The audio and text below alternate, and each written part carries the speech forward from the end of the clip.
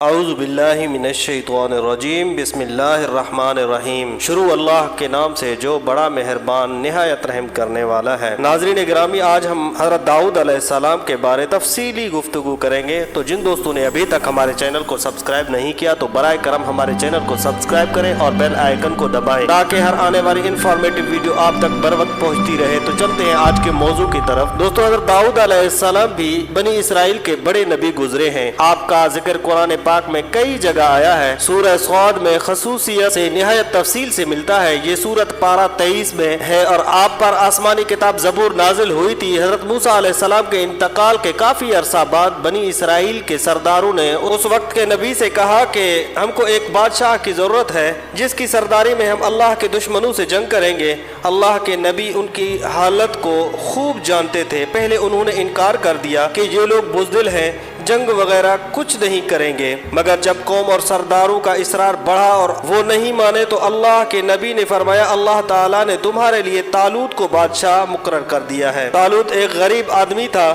سردار امیر لوگ طالوت کا نام سنتے ہی ناراض ہو گئے کہ سردار اور بادشاہت تو ہمارا حق تھا، یہ غریب آدمی کو کیسے مل گیا؟ حضرت طالوت بڑے عالم، عابد، جنگ کے ماہر اور بڑے بہادر اور طاقتور آدمی تھے، اس لیے اللہ نے انہیں بادشاہ مقرر کیا تھا۔ اللہ کے نزدیک تو امیر و غریب سب برابر ہیں، اس کے نزدیک وہی اچھا ہے جو نیک ہو۔ لوگوں کو تسلی کے لیے اس وقت کے نبی نے یہ فرمایا تھا کہ حضرت طالوت کو بادشاہ بنانے کی ایک نشانی یہ بھی ہے کہ 3 صندوق میں حضرت موسیٰ علیہ السلام اور حضرت ہارون علیہ السلام کی یادگار ہے، اسے فرشتے اٹھا کر تمہارے پاس لے آئیں گے۔ چنانچہ فرشتے وہ صندوق ان کی قوم کے پاس لے آئے۔ آخر انہوں نے حضرت طالوت کو اپنا بادشاہ بنا لیا۔ آخر جب طالوت اپنے فوج کو لے کر روانہ ہونے لگے تو انہوں نے اپنے قوم کی ایک آزمائش کی کہ اگر کوئی مصیبت آئے تو یہ لوگ اس مقابلہ کریں گے یا بھاگ جائیں گے۔ انہوں نے کہا کہ آگے چل کر پانی کی ایک نہر آئے گی، جس نے اس کا پانی پی لیا اس کو مجھ سے کوئی تعلق نہ ہوگا۔ میرا آدمی وہ ہے جو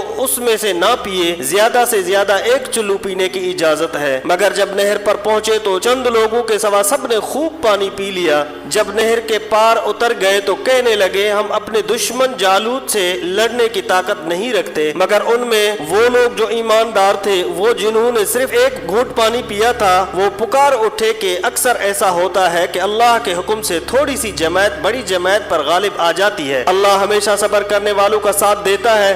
جب یہ لوگ جالوت کے لشکر کے سامنے آئے تو دعا کی کہ اے ہمارے پروردگار ہمیں اپنے پاس سے صبر عطا کر کہ مر مٹے مگر دشمن سے ڈر کر پیچھے نہ ہٹیں، ہمارے پاؤں جمائے رکھ اور ہمیں فتح دے۔ پھر اللہ کے حکم سے انہوں نے دشمن کو شکست دی۔ حضرت طالوت کے بعد حضرت داؤد علیہ السلام کو اللہ نے حکومت عطا کی، اور حکومت بھی ایسی عطا کی کہ انسانوں کے ساتھ پہاڑوں اور پرندوں کو بھی ان کا فرما بردار کر دیا۔ ان کو دانائی اور مقدموں کے فیصلے کرنے کی لیاقت بخشی۔ پھر بھی وہ اللہ کی عبادت ہر وقت اللہ نے ان کو حکم دیا تھا کہ پوری زرہیں بنائیں، کڑیوں کے جوڑنے میں مناسب انداز خیال رکھیں اور اپنی زندگی نیک کاموں میں خرچ کریں۔ ایک دفعہ اللہ تعالیٰ نے ان کا امتحان لیا۔ اس طرح کے 2 آدمی دیوار پھاند کر ان کے مکہ میں گھس آئے جس میں وہ عبادت کرتے تھے۔ آپ نے انہیں دیکھا تو گھبرا گئے۔ انہوں نے کہا آپ گھبرائے نہیں، ہم اپنا جھگڑا لے کر آئے ہیں۔ میرے اس بھائی کے پاس 99 دمبیاں ہیں اور میرے پاس صرف 1 ہی ہے، اب یہ اپنی دمبی کو